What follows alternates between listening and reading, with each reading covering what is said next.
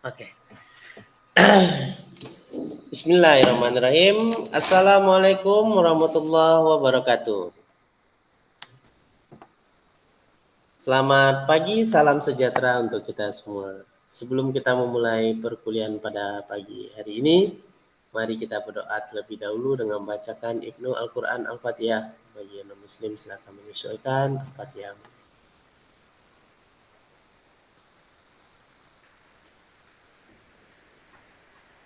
Selesai. Mahasiswa Bapak semua, hari ini kita masuk ke dalam pertemuan kedua ya. Di mana pertemuan kedua ini Bapak akan membahas mengenai mendirikan usaha sesuai dengan rencana pembelajaran semester kita ya. Di mana pertemuan pertama kita kemarin sudah membahas mengenai pendahuluan, kontrak pembelajaran dan silabus, benar? Oke, halo? Halo? Iya, Pak. Benar ya. Oke, pada pertemuan kedua ini Bapak akan membahas mengenai mendirikan usaha baru. Nah, mendirikan usaha baru ini seperti apa? Ada beberapa slide yang ingin Bapak sampaikan, mungkin tidak terlalu banyak, cuma untuk penjelasannya saja mungkin yang cukup banyak. Nah, sebentar. Oke. Bapak akan bagikan slide-nya. Oke, nampak slide-nya? Nampak, Pak. Oke. Ada, Pak. Nampak, Pak. Ada ya. Oke. Yang pertama yaitu mengenai mendirikan usaha baru. Nah, yang pertama kali ya kita harus memahami yang namanya kompetensi wirausaha. Tapi sebelum Bapak bercerita wirausaha, kamu tahu nggak wirausaha itu seperti apa? Pada pertemuan pertama kemarin sudah Bapak bahas juga kan tentang kewirausahaan atau entrepreneurship. Nah, entrepreneurship-nya apa sih sebenarnya bahasa umumnya? Wirausaha itu terkait dengan apa sih? Nah, mungkin Rocky nih, Rocky. Rocky Bapak mau nanya nih. Rocky, apa tuh wirausaha?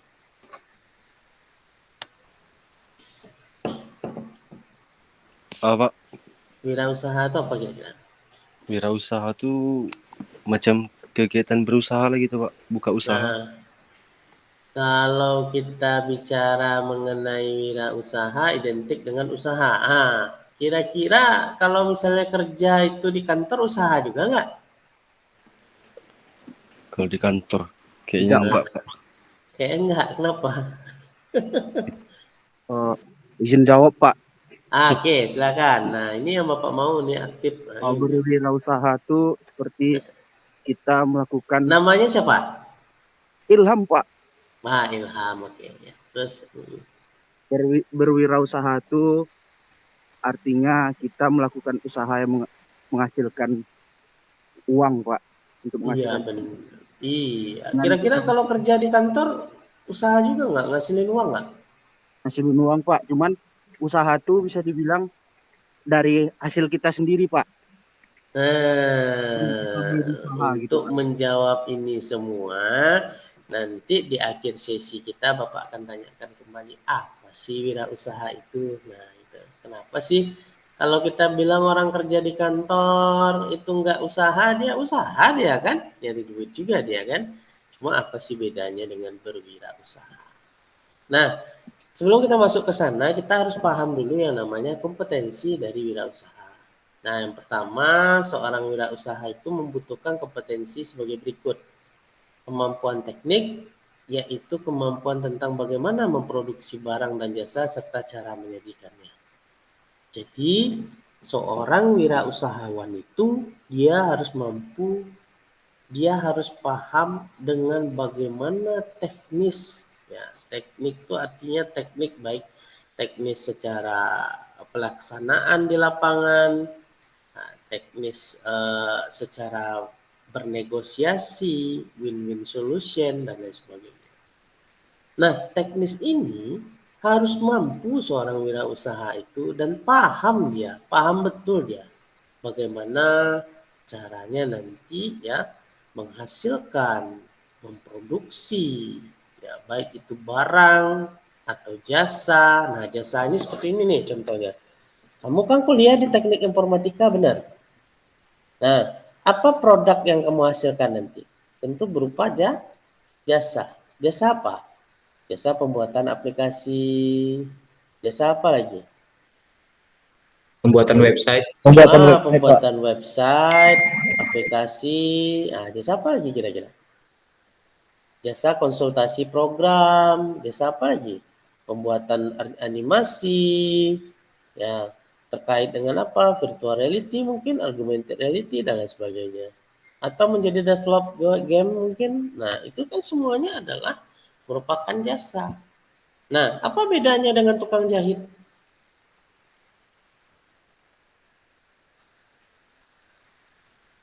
Nah, jasa yang kamu ceritakan di sini adalah sama halnya dengan jasa yang diberikan oleh tukang jahit. Nah, apa tuh kira-kira? Berupa karya yang bisa dimanfaatkan untuk orang lain. Nah, seperti itu. Kemudian, memproduksi barang. Nah, memproduksi barang ini teknik memproduksi barang seperti apa? Misal, kamu berwirausaha tentang membuat sebuah barang jadi, barang setengah jadi, ya, atau barang mentah. Nah, dia beda nih. Jadi kamu harus paham dulu kalau barang mentah itu barang yang belum bisa diolah menjadi setengah jadi. Nah, tapi kalau barang setengah jadi, apa contohnya barang mentah? Contoh crude palm oil atau sawit, ya kan? Nah, sawit ini dia belum bisa diolah. Kenapa? Karena dia baru berbentuk buahnya saja. Tapi kalau untuk setengah jadinya, nah mungkin nanti akan ada dilakukan yang namanya proses perebusan sawit. Nah, pembukaan cangkang sawit. Nah, itu setengah jadi. Nah, ini contoh sawit ya. Kemudian setelah itu gimana? Menjadi barang jadi. Apa barang jadinya? Minyak goreng. Nah, minyak goreng. Nah, itu. Kemudian sama halnya dengan barang. Nah, barang ini ada barang setengah jadi. Contoh, Bapak contohkan lagi kayak sepatu. Nah, kalau sepatu itu, kalau barang jadinya seperti apa? Yang bisa kita pakai sepatunya. Yang bisa kita muatkan ke dalam kaki kita. Itu barang jadi. Kalau barang setengah jadinya gimana? Hanya baru sebatas di desain setengah jadi. Kalau barangnya mentah gimana? Hanya berupa kain percanya atau kulitnya, kulit sapinya. Nah, itu seperti itu. Nah, semua ini juga terkait dengan yang namanya cara penyajian atau cara dalam mempresentasikannya. Nah, kemudian yang kedua, kemampuan pemasaran. Apa itu kemampuan pemasaran? Yaitu kemampuan tentang bagaimana menemukan pasar dan pelanggan serta harga yang tepat. Jadi ini termasuk kompetensi, kemampuan dari seorang wirausahawan. Jadi mampu dia memasarkan, mampu dia jualan, mampu dia tahu dia, paham dia cara bagaimana menemukan pasar, pelanggan yang tepat, serta harga yang tepat. Contoh, kamu ingin memasarkan produk dan jasa di bidang aplikasi. Kamu harus tahu dulu pasarnya itu pasar yang segmentasinya menengah ke bawah atau menengah ke atas. Menengah ke bawah, contoh aplikasi ya berupa aplikasi yang sederhana dengan kalangan kelas menengah ke bawah. Contoh seperti UMKM yang kelasnya di menengah ke bawah. Tapi kalau UMKM yang kelas menengah ke atas seperti PT, bukan UMKM lagi. Nah, itu kamu harus bisa pilah-pilah. Terus menemukan pasar, kalau pasar itu lebih ke tradisional, functionality, ya, atau lebih ke fungsi tradisional, jangan kamu pasarkan pula produk itu yang high quality. Nah, harus bisa menemukan pasar kita. Kalau orang jualan cabai di pasar, jangan kamu tawarkan pula program. Pak, kita program aja cabainya, Pak. Lucu. Seperti itu. Ya kan? Nah, maka dari itu harus tahu kita tempatnya. Kalau orang jualan cabai sekilo 12.000, harus tentu di mana harusnya kita letakkan pasar tadi. Nah, pelanggannya siapa? Customer kita siapa? Serta kalau udah tahu kita pasarnya, pelanggan kita, harganya juga harus sesuai. Jangan nanti kita tahu pasar kita di mana, pelanggan kita siapa, harganya tidak tepat. Contoh, di pasar kita adalah high class atau menengah ke bawah dengan pelanggan UMKM skala mikro, kecil dan menengah. Nah, kita tawarkan pula harga 1 miliar atau 1 T atau 100 juta. Mau nggak orang beli program aplikasi kita? Nggak mau. Mending untuk modal usaha dia, ya kan? Nah, makanya kita juga nanti akan belajar yang namanya strategi dalam memasarkan. Harus paham kita di mana letaknya ini UMKM kerupuk jange Pak Ali. Dia mau bikin aplikasi. Berapa jual belinya per bulan?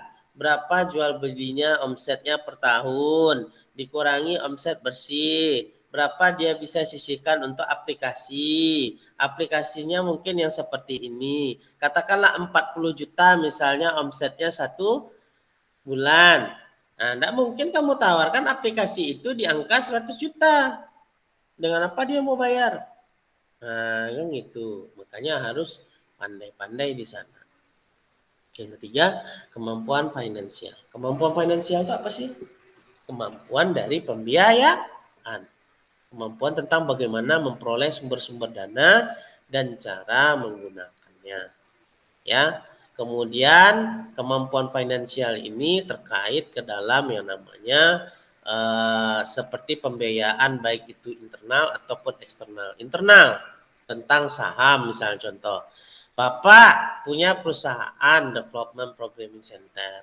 Nah, kamu ingin menanam saham di sana. Katakanlah 100 juta. Nah, modal awal Bapak untuk mendirikan perusahaan itu adalah sebesar 3 miliar contoh. Nah, kamu nanam 100 juta. Nah, nanam 100 juta itu artinya saham kamu ada di sana. Maka setiap bulannya Bapak akan memberikan insentif di sana. Ya, atau bagi hasil. Nah, itu contoh sederhana. Jadi, bagaimana caranya perusahaan mendapatkan sumber dana? Bisa melalui saham yang ada di sana, bisa melalui pihak eksternal dengan melakukan pembiayaan atau finansial dari pihak bank, nah pihak lain-lainnya.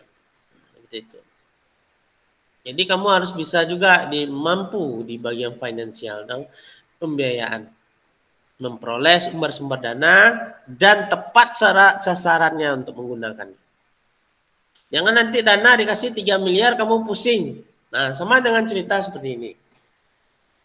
Kalau biasanya kita berimpak bersedekah dengan menggunakan Kapitan Patimura, atau Kapitan Patimura, siapa yang tahu Kapitan Patimura?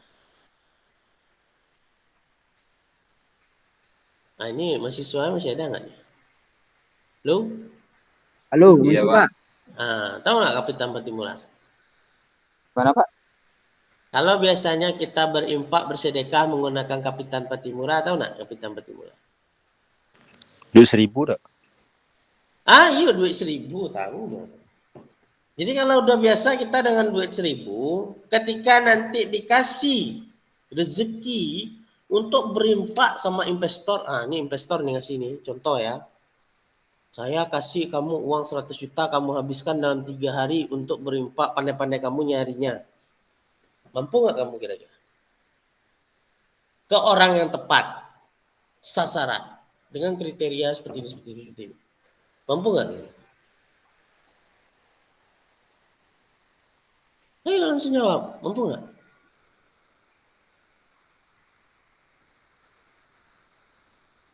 Bingung kan jawabannya? Karena biasanya ngasih kapitan Patimura, bukan 100 juta. Nah, sama dengan ini, jangan nanti kamu bingung di kemampuan finansial. Oh, ternyata ada orang investasi itu 1 miliar atau 3 miliar. Sementara kamu biasanya mengalokasikan dana itu hanya sebesar 10 juta untuk operasional dari perusahaan kamu, atau usaha kamu, atau bengkel kamu, atau toko komputer kamu. Tiba-tiba orang ngasih 1 miliar, 3 miliar putan petiwa, diputarkan uang ini. Nah, apa yang akan terjadi? Ya kalau kamu tidak tepat sasaran dan tidak bisa untuk mengelola keuangan itu dengan baik, maka yang terjadi adalah collab. Nah, gitu. Bingung mau dana itu mau dimasukkan kemana. Nah, itu. Makanya untuk pendanaan pun juga harus tepat sasaran. Untuk pengeluaran pun harus tetap tepat sasaran. Nah, kemampuan hubungan. Kemampuan tentang bagaimana cara mencari, memelihara, dan mengembangkan relasi, dan kemampuan komunikasi, serta negosiasi. Nah, ini penting. Cara mencari, memelihara, dan mengembangkan relasi. Cari relasi, pelihara relasi, kembangkan relasi, dan berkomunikasi serta bernegosiasi itu penting untuk wirausahaan. Kalau tidak pandai-pandai kita itu mencari relasi, ya, membina hubungan baik dengan relasi, ya, kita kembangkan jaringan untuk relasi, maka apa yang akan terjadi? Perusahaan kita akan tumbang, tidak akan berkembang atau collab. Cara memasuki dunia usaha itu seperti apa sih? Yang pertama ada namanya merintis usaha baru atau starting point. Nah, ya, poin penting dia dalam merintis usaha baru itu ada memulai. Gitu. Nah, apa sih cara memulai? Nah, nanti kita akan bahas. Kemudian membeli perusahaan orang lain atau buying. Kerjasama manajemen atau franchising. Memasuki bisnis keluarga. Membentuk dan mendirikan usaha baru atau starting point itu ada seperti ini. Membentuk dan mendirikan usaha baru dengan menggunakan modal, ide organisasi, dan manajemen yang dirancang sendiri. Ada 3 bentuk usaha baru yang dapat dirintis. Ya. Kamu punya modal secara finansial, secara keuangan, kamu punya ide, kamu punya organisasi, dan kamu punya cara untuk mengelola dan memanajemen sebuah usaha tadi sendiri ataupun dalam bentuk tim. Nah, maka 3 bentuk usaha barunya adalah perusahaan milik sendiri, yaitu bentuk usaha yang dimiliki dan dikelola sendiri oleh seseorang. Yang kedua, persekutuan atau partnership. Nah, jadi harus ada teman join kita. Misalnya gini, kamu ingin membentuk suatu perusahaan aplikasi, founder atau owner aplikasi. Seperti Bapak nih, Development Programming Center atau Pusat Pengembangan Aplikasi. Maka kamu harus mempunyai yang namanya ide. Idenya adalah saya mau bikin DPC. Nah, kayak Bapak kan. Nah, Development Programming Center. Setelah itu ide udah ada atau apa lagi? Oh, modal untuk pendirian usaha. Membuat CV itu mulai dari NIB-nya, OSS-nya, dan notarisnya, akta pendiriannya itu sekitar berapa? Oh, sekitar 7 jutaan. Kalau PT sekitar 12 jutaan. Kamu harus punya yang namanya modal. Nah, kan gitu kan. Modal itu tidak hanya uang saja, tapi modal itu seperti modal dari kemampuan teknis, modal-modal lainnya. Kemudian ide. Ide, kamu harus punya ide, gagasan yang luar biasa, yang mantap. Nah, sehingga ide kamu tadi itu ketika terrealisasi nanti itu menjadi ide yang spektakuler. Kemudian organisasi, ya harus punya organisasi, harus punya asosiasi. Kenapa? Karena nanti dari asosiasi pengusaha-pengusaha tadi, nah itu akan bertukar yang namanya informasi. Ada proyek nih di sini nih ya, nah, kerjakanlah. Rocky ada proyek Rocky, di mana di Hotel Pangeran, kerjakanlah. Nah, seperti itu. Nah informasinya ada siapa? Dari si Udin. Nah dia general manajernya. Gitu. Jadi dengan adanya kanal-kanal akses tadi, nah itu yang akan membuat usaha kamu lebih bagus. Kemudian persekutuan atau partnership. Nah ini contohnya. Bapak tadi mencontohkan ke satu orang ya untuk pendirinya.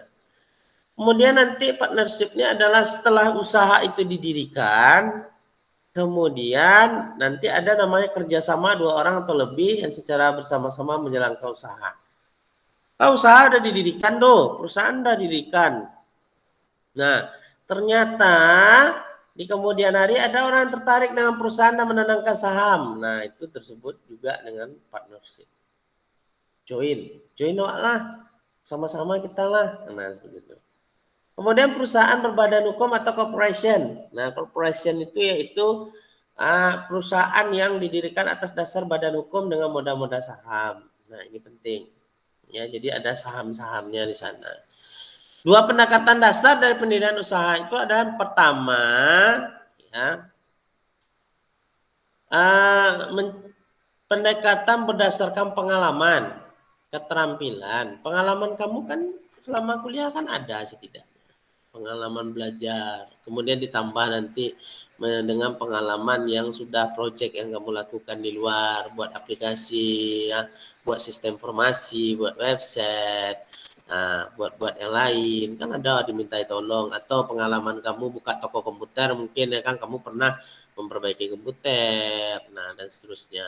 Nah, keterampilan yang terkait dengan skill tadi, gimana sih caranya membuka komputer, gimana sih caranya membuat alur dari program sebuah sistem informasi, aplikasi, nah website. Nah, tahu kamu bedanya antara aplikasi dengan website. Jangan kamu samakan aja website, aplikasi. Nah, itu. Harus tahu bedanya. Website belum tentu aplikasi. Kalau aplikasi bisa jadi website. Nah, begitu. Bisa jadi Android. Nah, itu harus paham konsep-konsep tadi. Nah, kemudian kemampuan dan latar belakangnya sendiri dalam menentukan jenis usaha yang akan dirintis. Pendekatan berdasarkan kebutuhan pasar, pendekatan yang menekankan pada pengamatan lingkungan tentang kebutuhan pasar, ditransfer menjadi peluang-peluang bisnis. Oke, sekian dulu presentasi dari Bapak untuk pertemuan kedua ini. Ada banyak nih yang hilang video ini. Muhammad Ilham Lubis, Charlie Pratama, Abdillah tidur dia. Yang masih ada nih si Januar nih, Januar masih ada nih. Jadi mati muka saya dari tadi itu, Pak. Mati. Sini Enggak hidup, di Pak. sini. Iya, hidup, Pak. Mati dia nih ya, Rocky ya. Keluar deh. Ya. Sip, oke. Nah, mungkin itu aja yang Bapak sampaikan. Ada yang mau bertanya, mungkin silakan untuk discuss pertemuan kedua ini. Ada sekitar 5 slide PowerPoint yang Bapak sampaikan dengan penjabaran yang luar biasa panjangnya menurut Bapak, menurut mahasiswa bagaimana? Jadi mudah-mudahan paham ya dengan apa yang Bapak sampaikan ya. Nah, seperti itu. Paham, Pak. Silakan mungkin Abdillah ya mau bertanya. Abdillah mungkin. Enggak ada, Pak. Enggak ada, Pak. Oke, Charlie ngangkat tangan. Nah, silakan Charlie ya. Oke, Pak, terima kasih, Pak. Video Sedikit, mana nih? Pak. Ada nampak videonya nah. Video. Nah, videonya mana? Videonya mana? Ini saya itu, Pak. Keluar mic-nya, Pak. Terus Charlie, mana Charlie? Videonya. Tapi saya itu kamera, Pak. Hah? Ini saya di video Silham. Oh, itu Charlie. Ya, silakan Charlie. Ya, Charlie. Ya, oke, tanyalah. Oke. Jadi begini, Pak. Tadi agak kurang paham tentang perusahaan yang termasuk kategori corporation tadi, Pak. Itu sejenis usaha berbadan hukum kan, Pak? Ada contohnya apa tuh Pak? Kalau boleh tahu Pak. Terima kasih Pak. Nah, ya oke.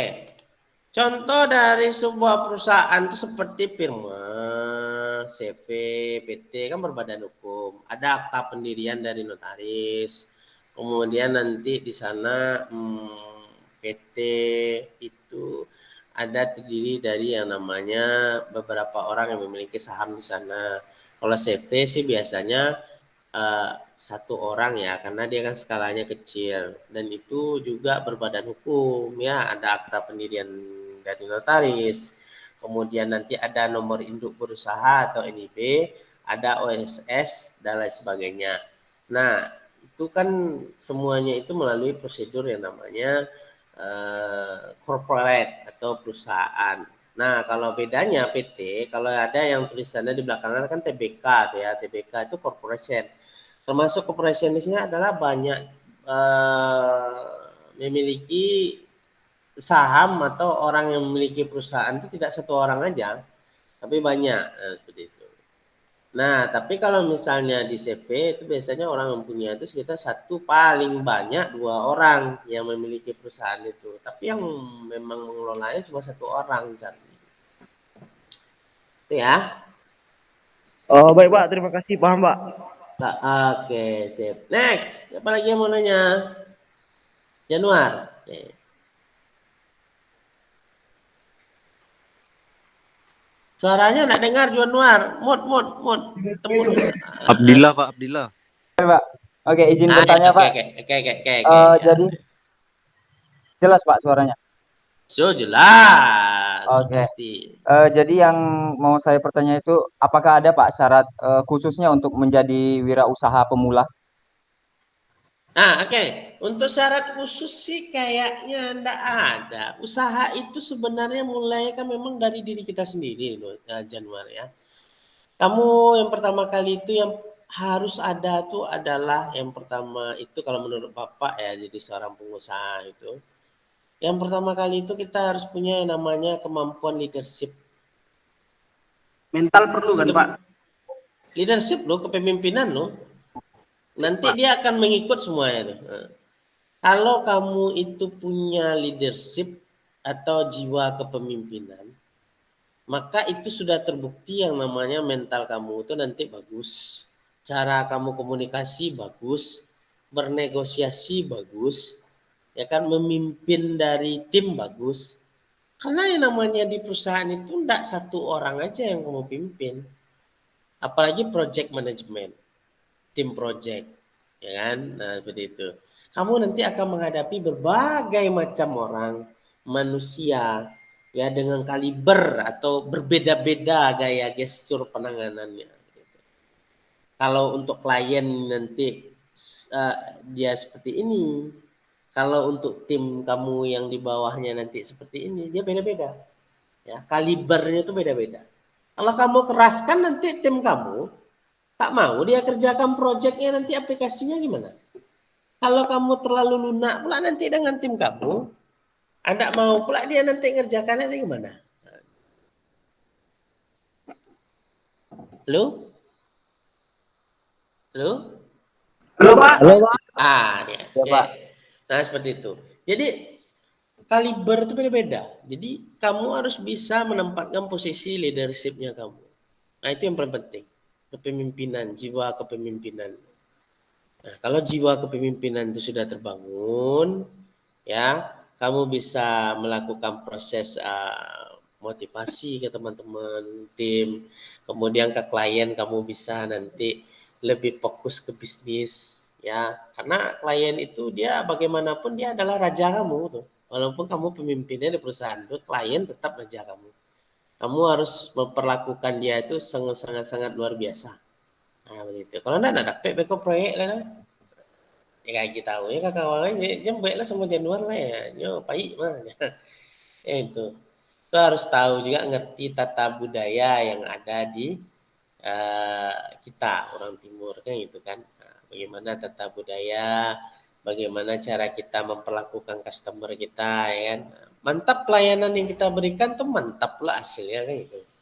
Tapi kalau tidak mantap pelayanan yang kita berikan kepada customer, baik itu pelayanan dalam sisi kualitas aplikasi yang kita kasih, sisi pelayanan dari maintenance atau perawatan sistem yang kita berikan, nah itu tidak juga. Yang pertama itu modal utama itu adalah kepemimpinan. Baru nanti modal-modal yang lainnya ya seperti teknis, kemudian bagaimana caranya meng-create satu program. Kamu harus paham juga nanti kan aplikasi. Nanti kalau misalnya si Rocky bermasalah nanti gimana? Ya kan kabur dia nanti kan project 3 miliar ya kan dia kabur. Ada Januari itu kamu yang ngerjakan projectnya lagi. Nah itu. Ya, kita kan nak menghendaki Rocky nanti pergi dia kabur dia kan. Nah, tapi mana tahu si Rocky kabur. Ya mau gimana lagi? Kamu sebagai ketua ya harus atau direktur pelaksananya ya harus menyelesaikan proyek itu sampai-sampai. Ya. Oke ya. Pak, terima kasih Pak. Oke, next. Ada lagi yang mau ditanyakan? 5 slide. Ada lagi? Oke, Januar nanya lagi ya. Izin bertanya lagi Pak. Jadi kan misalkan nih saya udah buka usaha nih.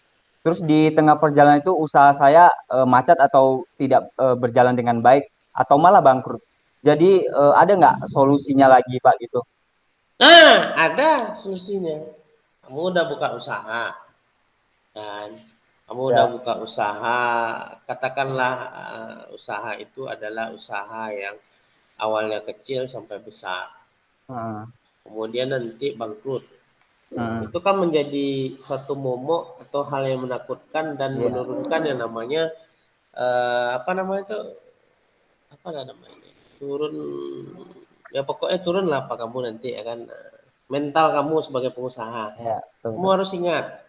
Nah, ada filosofi kamu Muslim? Non Muslim Mbak. Non Muslim.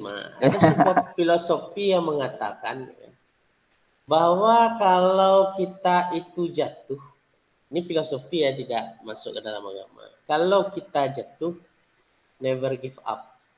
Ya, jangan pernah menyerah. Ada nyerah, ada pokok langsung taruh gas taruh ya itu kan. Jatuh alik bangun lagi, jatuh lagi bangun lagi, jatuh lagi bangun lagi, bangun. Nah, sampai tidak ada satu orang pun yang bisa mengalahkan kamu. Nah, itu prinsip hidup. Ya. Tapi kalau misalnya kita udah jatuh bangun terus, kalau dananya nggak ada gimana tuh Pak? Itu pertanyaannya yang gampang.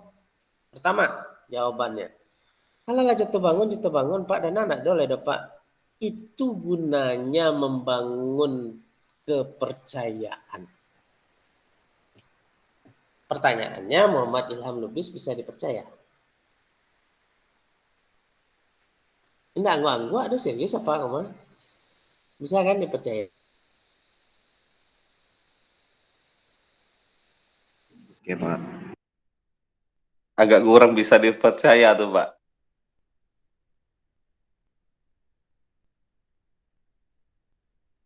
Apa Godi?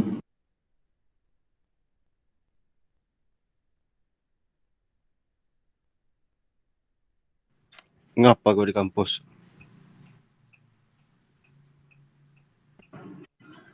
Terlalu suntuk. Orang penting wajar lah. Kayak kampus datang untuk push rank aja tuh, Cak. Kami penting nggak ngapa-ngapain. Mau wifi gratis aja tuh di kampus. Wih, tahu kali dan. Tahu aja kamu. Udah kebaca. Bapak hilang, mana Bapak nih? Jaringannya nge-lag. Bapaknya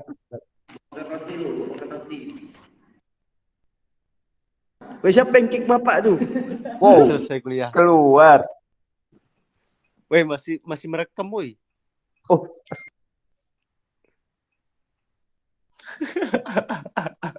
Ngapa kalian kick?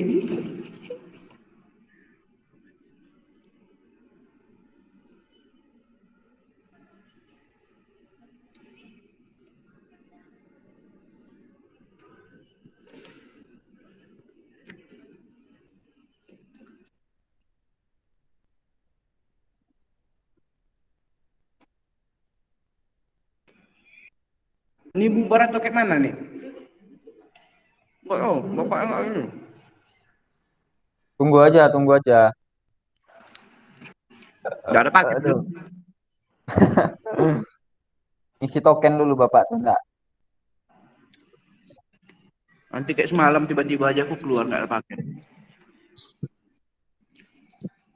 Kan ada wifi. Weh, Henny ini siapa nih? Ada masuk nih. Lihat nggak? Interogasi dulu, interogasi.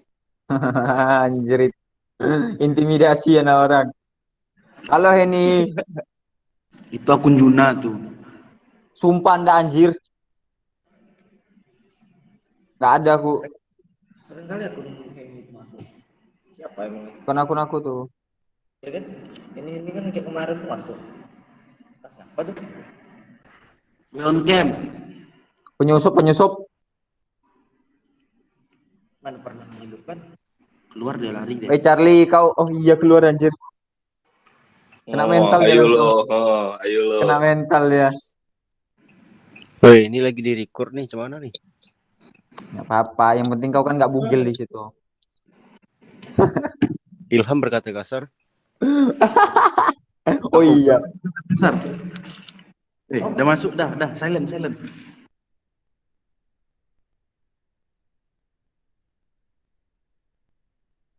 Pak, suara Bapak, Pak.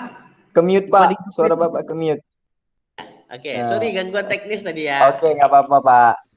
Oke, kalau masalahnya modal habis, makanya Bapak bilang tadi kompetensi dari finansial atau pembiayaan.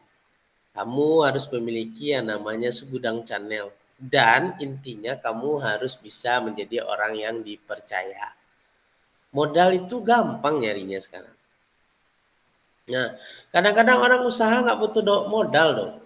Coba kamu bayangkan, kamu bisa menjadi dropshipper, reseller, dan lain sebagainya. Ya nggak? Betul nggak? Kadang-kadang barang yang kita jualkan itu bukan barang kita. Tapi kita bisa jualkan, ya kan? Bantu menjualkan. Nanti dari sana kita dapat fee atau komisi. PT masuk kan? Nggak usah pusing-pusing kalau PT masuk. Mental pengusaha harus kita bangun dari sekarang. Oke, Muhammad Ilham Lubis. Oke, Pak. Paham ya? Saya langsung belajar sama pengusahanya nih, Pak, di depan, Pak. Mana dia? Ini, Pak. Iya. Pak. Saya belajar dari dia. Iya. Ketua lama kan? Iya, Pak. Iya. Kudo lah Floridina itu surang ya kan?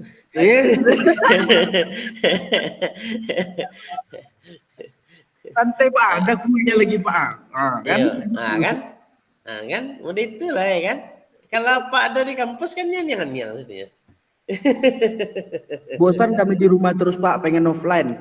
Oh, offline. Yalah, Bapak offline juga nih. Bapak di kampus nih ya. Kenapa tadi enggak saya datangin aja Bapak langsung, Pak? Kenapa kamu enggak bertanya? Baru kamu bertanya tuh ya. Oke, ada yang mau ditanyakan lagi? Silakan. Present. Ada lagi? Rocky Riharjo. Rocky itu pengusaha tuh, Pak. Pak, dia pengusaha cabe, Pak, sayur, cabe. Rocky. Apa yang kira-kira mau ditanyain? Ada enggak? Enggak ada, Pak. Enggak ada. Oke lah, sip. Charlie. Dia malah lejo kuliah le Charlie. Datang ngecok le rajin datang tuh. Charlie itu ngebucin aja tuh, Pak. Iyo. Astagfirullahalazim. Astagfirullahalazim lo kata kamu. Charlie. Charlie lah tuh janggut lah tambah panjang ah. Oke, Abdillah, ada yang mau ditanyakan dah? Yang terakhir Abdillah nih, Abdillah ini nggak ada yang mau nanya nih Abdillah. Nggak ada udah Pak, lah alhamdulillah lah paham lah Pak. Paham ya, biarlah sedikit ya kan, tapi paham ya kan. Iya. 5 slide tapi paham, nah itu yang perlu ya kan. Bekop pagi 50 slide kamu buat ya kan, nah gitu. Oke lah kalau begitu. Kita tutup perkuliahan kita ini dengan bacakan Ibnu Al-Quran Fatihah. Bagi Muslim silakan menyesuaikan Fatihah. Selesai. Wabillahi taufiq wal hidayah. Assalamualaikum warahmatullahi wabarakatuh. Selamat pagi, salam sejahtera untuk kita semua. Waalaikumsalam. Assalamualaikum warahmatullahi wabarakatuh. Tetap stay tune besok di channel Pak Debi ya. Oke. Siap, Pak.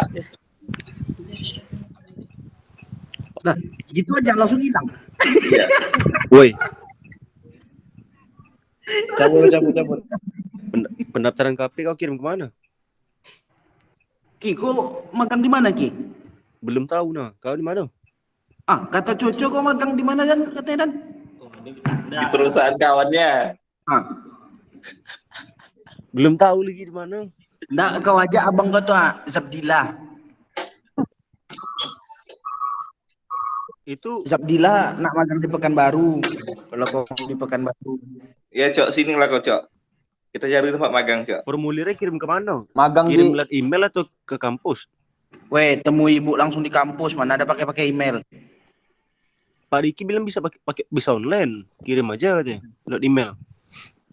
enggak Nanti, dimasukin dalam map ininya map merah semua persyaratan. Ada 3 tuh. Yang perlu tuh tanda tangan Bu Lulu aja di form KP1. Kan dia tanda tangan Ibu Lulu tuh. Iya. Yang penting itu aja. Berarti kau harus ke Pekanbaru juga, Cok. Nggak pula aku ke Pekan. Ah, tanda tangannya offline. Ibu Enggak. tak mau online. Enggak ya kan bisa nitip ke teman yang di Pekan tuh atau yang belum minta tanda tangan. Semua aja Nggak, nitip kami sama nak aku mau kemarin. dititip. Kami nak mau Anjir dititip. emang. Kawan anjing. Dia terima offline. Yalah nitip dengan orang nih nanti. Ibu tuh terima ya tanda tangannya titik. Titik. Titip. Oh titip. Ibu Lulu mau biasanya. Oh titip mau. Ismu kemarin ya? Mau. Ya udah. Mau. Kau mau magang di mana? Biar enak, kami Selasa mau nganu berkasnya. Yalah. Aku isi formulir dulu. Anjir belum ngisi dia. Sama lah, kami pun belum ngisi. Kami belum isi.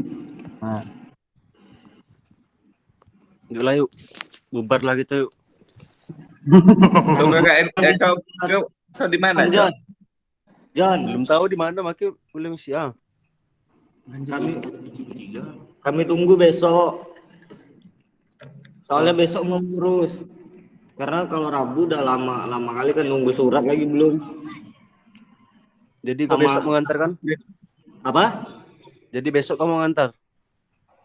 Iya, mau jumpai ibu tuh sekalian tanda tangan, ngeprint KRS lah. Yalah aku titip yo. Ya udah. Yalah nanti aku kirim berkasnya. Bubar kita. Shalom. Yalah. Assalamualaikum. Salam.